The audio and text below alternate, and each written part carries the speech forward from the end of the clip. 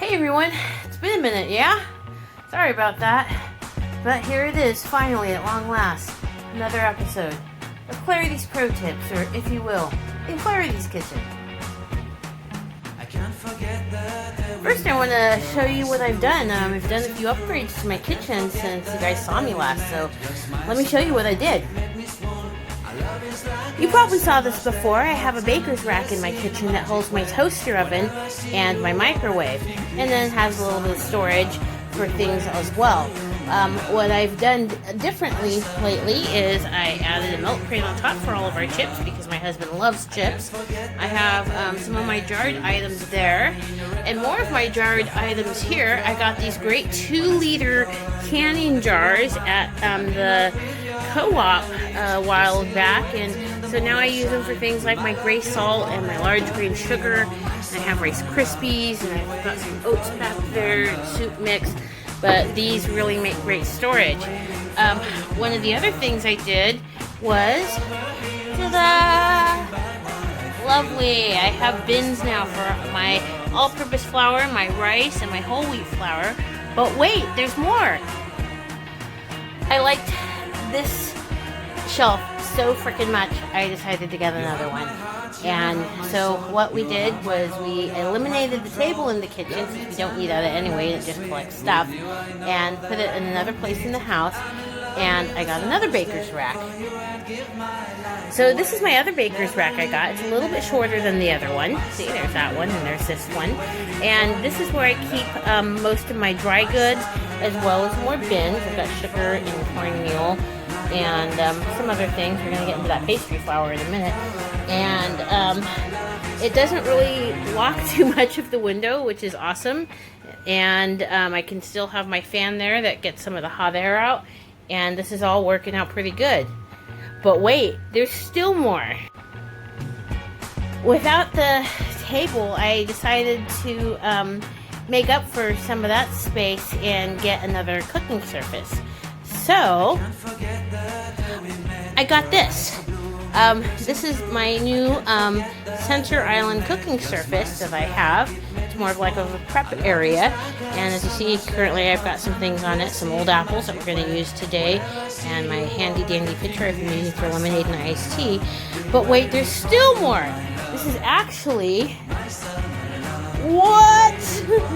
This is actually a tool cart or workbench.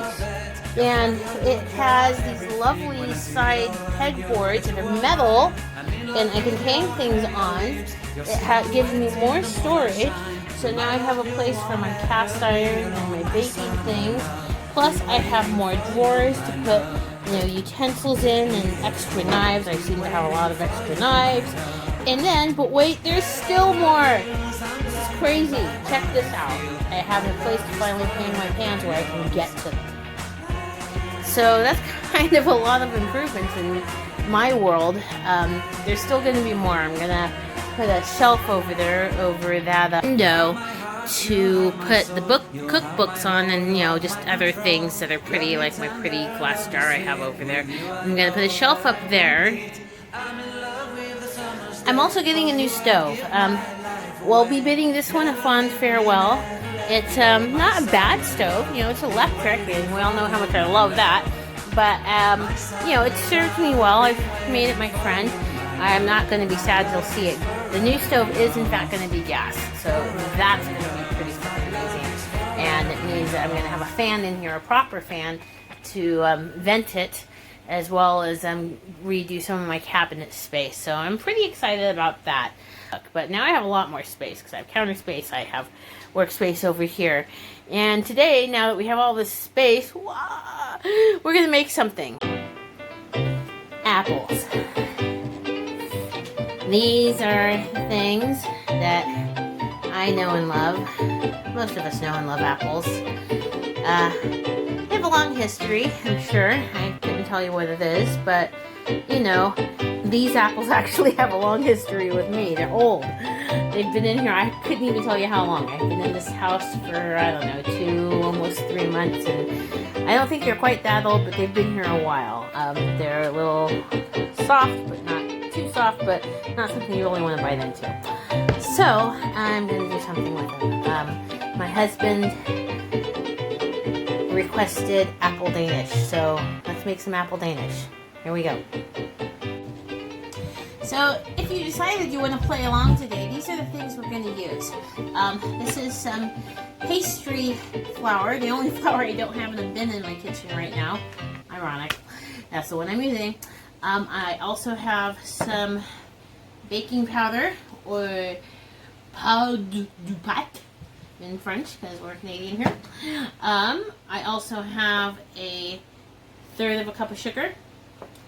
I have kosher salt today for this. Usually you all know I use gray salt, but that's to season things that are cooking or things I'm going to eat directly. For baking, I use kosher salt.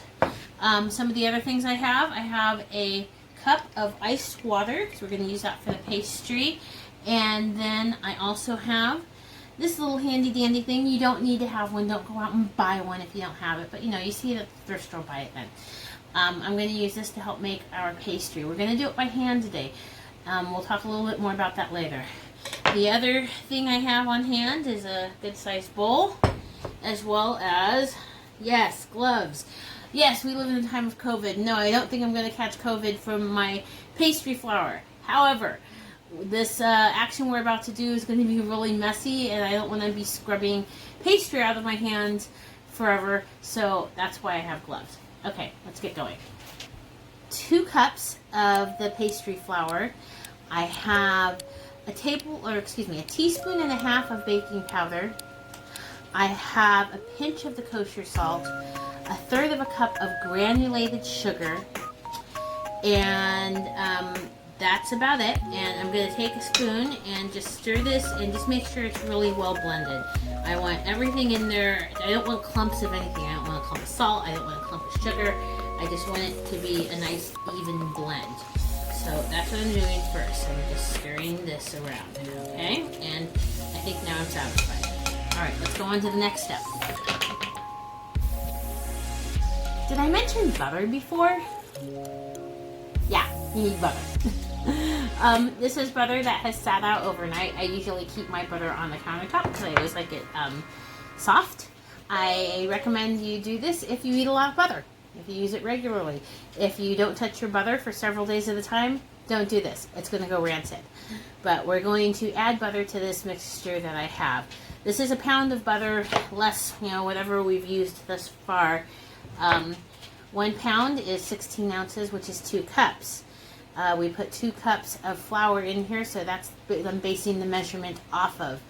I usually go on a 1-to-1 ratio with butter to flour. So I'm going to go ahead and put this entire pound of butter into here. But I'm going to break it up into pieces. You can put the gloves on for this if you want, or you can just use your handy dandy spatula to break it off and plop it in. Alright, so now as you can see, I have gloves on, and I've also plopped all of my butter into my bowl.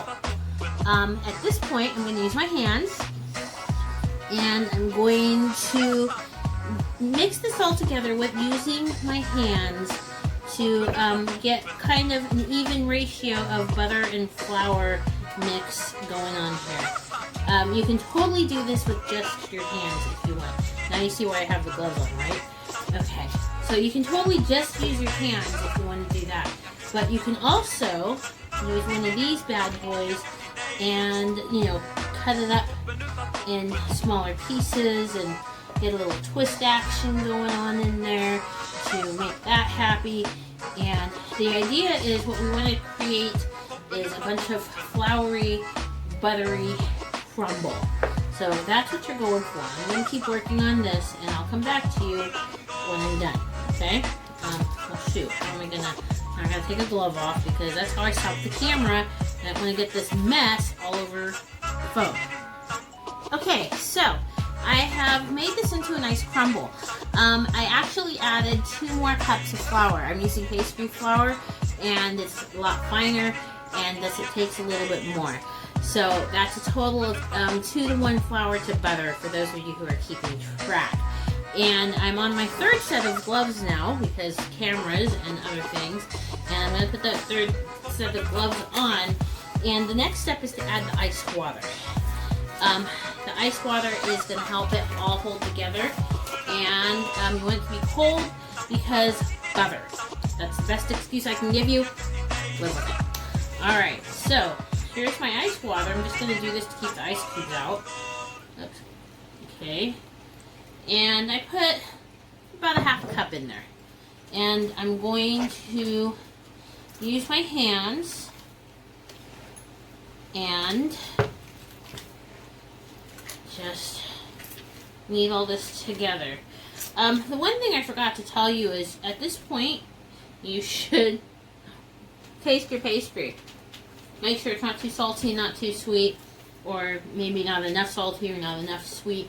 But you want to do that to make sure it's tasting right, because if you don't do that, after you add the water, it's really hard to add ingredients. So you want to do that before you add your water. I should have done that before, but luckily, that's good. Okay. I'm feeling kind of satisfied. I'm just going to put a little bit more water in here. I kind of like it to be a little sticky for me, because we're going to put this in the fridge and then it's going to come out nice and smooth. So I like it to be kind of extra gooey, sticky before I refrigerate it. Alright, I think I'm satisfied with what we have going on here at the moment. So now I'm going to take off this last pair of gloves and we're going to wrap it and put it in. So let's talk about wrap for a second. A lot of you have something like this in your kitchen. I don't recommend this. It doesn't work very well. It's difficult to use. It just doesn't work. Don't use it. What you want is something like this. This is restaurant quality food wrap. I actually managed to get it in a small roll, but usually it's in a big roll. It doesn't cost that much comparatively. You know, you might pay, I don't know, say $17 or $24 for a huge roll of this, and it'll last you for a full year.